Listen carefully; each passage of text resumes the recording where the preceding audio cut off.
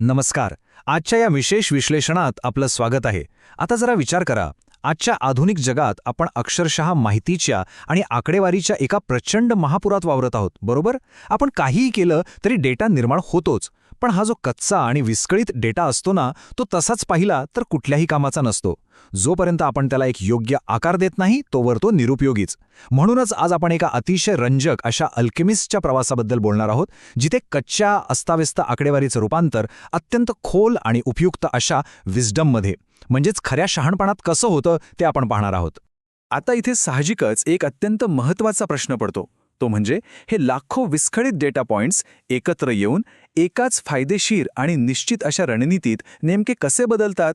हाच तो मुख्य प्रश्न आहे जो खऱ्या अर्थाने या संपूर्ण रूपांतरण प्रक्रियेची आपल्याला जाणीव करून देतो.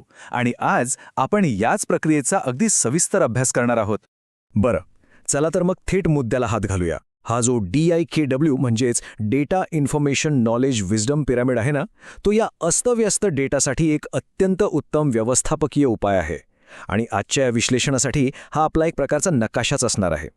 आपण जसे या पिरामिडच्या तळाकडून शिखराकडे जाऊ, तसतसा या माहितीचा गुंतागुंतीचा प्रवास कसा सोपा आणि अर्थपूर्ण होत जातो ते तुम्हाला अगदी स्पष्टपणे दिसेल.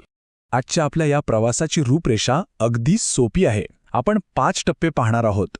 1. डेटा पिरामिड समजून घेणं. 2. डेटाचे 3 मुख्य प्रकार. 3. डेटाचं जीवनचक्र. 4. खऱ्या शहाणपणाकडे होणारी वाटचाल. आणि 5. खऱ्या जगातील काही भन्नाट उदाहरणे. तर ही आपली आजची पायरीदार मार्गदर्शिका असेल. चला, पहिल्या विभागापासून सुरुवात करूया. डेटा पिरामिड डिकोड करणे. बिग डेटा ॲनालिटिक्सच्या या विशाल समुद्रातून काहीतरी अर्थ काढायचा असेल तर आपल्याला एका व्यवस्थित आणि भक्कम रचनेची गरज असते. या पिरामिडचा सर्वात खालचा पाया म्हणजे डेटा. सोप्या भाषेत सांगायचं तर डेटा म्हणजे अशी कच्ची आकडेवारी आणि तथ्य ज्यांना कोणताही संदर्भ नसतो. म्हणजे कोण, काय, कुठे आणि केव्हा या प्रश्नांची उत्तरे इथे अजिबात नसतात. त्याच्या या मूळ कच्च्या स्वरूपात डेटाचं मूल्य खरंच खूप मर्यादित असतं. त्यावर प्रक्रिया केल्याशिवाय आपल्याला त्यातून काहीही बोध घेता येत नाही. आता वळूया विभाग 2 कडे. डेटाचे 3 प्रकार. आपली रूपांतरणाची मुख्य प्रक्रिया सुरू करण्यापूर्वी हे पायाभूत घटक समजून घेणं अतिशय महत्त्वाचं आहे. आता यात खरोखर रंजक गोष्ट काय माहितीये का? हा कच्चा डेटा प्रत्यक्षात नेमका कसा दिसतो ते आपल्याला इथे पाहायला मिळतंय. स्ट्रक्चर्ड, सेमी स्ट्रक्चर्ड आणि अनस्ट्रक्चर्ड असे डेटाचे 3 अगदी वेगवेगळे प्रकार इथे स्पष्टपणे दिसतायत. आपण या 3 प्रकारांची थोडी तुलना करूया. स्ट्रक्चर्ड डेटा हा तक्त्याच्या स्वरूपात असतो, एकदम नीटनेटकानी व्यवस्थित. सेमी स्ट्रक्चर्ड डेटा थोडासा विस्कळीत असतो, जसे की आपले ईमेल्स किंवा XML फाईल्स, पण त्याची अनुक्रमणिका अतिशय वेगाने काम करते. आणि तिसरा प्रकार म्हणजे अनस्ट्रक्चर्ड डेटा. हा प्रकार पूर्णपणे अव्यवस्थित असतो आणि त्याचा वाढण्याचा वेग तर अक्षरशः प्रचंड असतो. यात प्रामुख्याने मजकूर, चित्रे किंवा सेन्सर डेटाचा समावेश होतो. यानंतर येतो आपला विभाग 3, डेटाचं जीवनचक्र किंवा डेटा लाईफसायकल. हीच ती अल्केमिस्टची खरी प्रक्रिया आहे, जी या कच्च्या डेटाला एका अर्थपूर्ण माहितीत रूपांतरित करण्याचं काम करते. या डेटा जीवनचक्राचे एकूण 6 महत्त्वाचे टप्पे असतात. अगदी उद्दिष्टे निश्चित करण्यापासून ते डेटाचा अर्थ लावण्यापर्यंत आणि त्याचं दृश्य स्वरूपात सादरीकरण करण्यापर्यंतचा हा एक संपूर्ण चक्राकार प्रवास आहे. हे टप्पे जरा क्रमाने पाहूया. पहिला टप्पा आहे कलेक्शन, ज्यामध्ये IoT सेन्सर्स किंवा कॅमेऱ्यांमधनं कच्ची माहिती गोळा केली जाते. मग इथं दुसरा टप्पा क्लिनिंग, ज्यात चुकीची, करप्ट झालेली किंवा दुप्पट असलेली आकडेवारी शोधून काढून टाकली जाते. आणि तिसरा टप्पा म्हणजे ट्रान्सफॉर्मेशन, जिथे मिनमॅक्स स्केलिंगसारख्या तंत्रांचा वापर करून डेटाचं प्रमाणीकरण केलं जातं. इथे एक गोष्ट कायम लक्षात ठेवा, जर तुमचा डेटा स्वच्छ नसेल तर मशीन लर्निंगचे निकालसुद्धा 100% चुकीचे आणि अविश्वसनीय येणार. एकदा का डेटा स्वच्छ झाला की मग तो विश्लेषण आणि सादरीकरण म्हणजेच ॲनालिसिस आणि व्हिज्युअलायझेशनसाठी पुढे जातो. इथे मीन किंवा मीडियनसारख्या सांख्यिकीचा वापर करून त्याचं सखोल विश्लेषण होतं आणि मग तो बार चार्ट्स किंवा पाय चार्ट्सच्या माध्यमातून दृश्य स्वरूपात आपल्यासमोर मांडला जातो.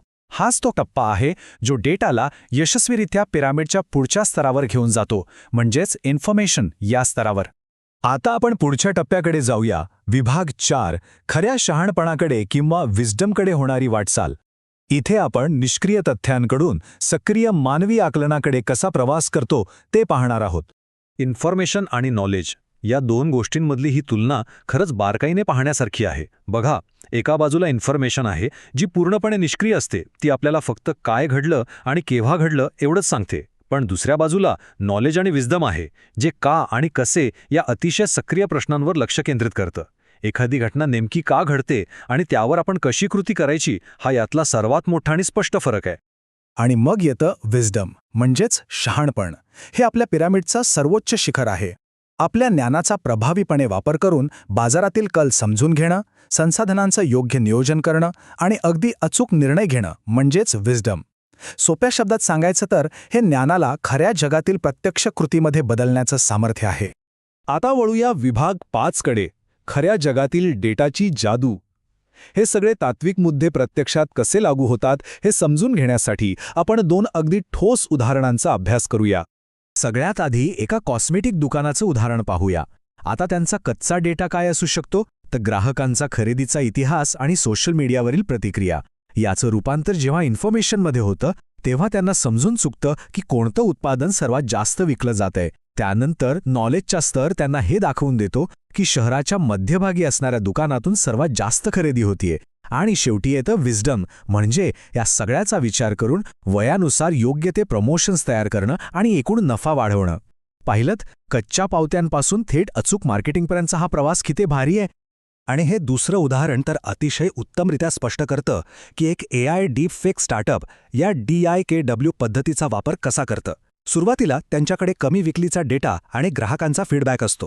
त्यातून ते बाजारातील लोकप्रिय AI सोल्युशन्सची इन्फॉर्मेशन गोळा करतात. त्यानंतर कोणत्या विशिष्ट फीचरचा विक्रीशी थेट संबंध आहे याचं ज्ञान किंवा नॉलेज त्यांना मिळतं. आणि सर्वात शेवटी ह्या तयार झालेल्या पॅटर्नच्या आधारावर विक्री वाढवण्यासाठी नवीन रणनीती आखण्याचा विस्डम ते वापरतात. आता इथे एक अत्यंत महत्त्वाचा विचार मांडलाय जो आपण कधीच विसरता कामा नये. AI ॲप्लिकेशन्सची अचूकता आणि त्यांची विश्वासार्हता ही पूर्णपणे योग्य डेटा प्रोसेसिंगवर अवलंबून असते. जर तुमचा पायाभूत डेटाच पक्षपाती किंवा चुकीचा असेल ना, तर तुमचा संपूर्ण DIKW पिरामिड पत्त्यांच्या बंगल्यासारखा कोसळून पडू शकतो. त्यामुळे माहितीचं शुद्धीकरण हेच यशाचं मूळ आहे, हे नक्की लक्षात ठेवा. या संपूर्ण सखोल विश्लेषणानंतर तुम्हाला विचार करायला लावणारा एक प्रश्न नक्कीच उरतो. आजच्या या जगात आपण जे काही दैनंदिन आणि नित्यनेमाचे निर्णय घेतो ते या DIKW पिरामिडच्या नेमक्या कोणत्या पायरीवर आहेत? आपण घेतलेले निर्णय केवळ कच्च्या डेटावर आधारित आहेत की खऱ्या आणि शुद्ध शहाणपणावर? हा एक असा प्रश्न आहे ज्याचं उत्तर आपल्या सर्वांनाच शोधायला हवं. आजच्या या सत्रात सामील झाल्याबद्दल खूप खूप धन्यवाद.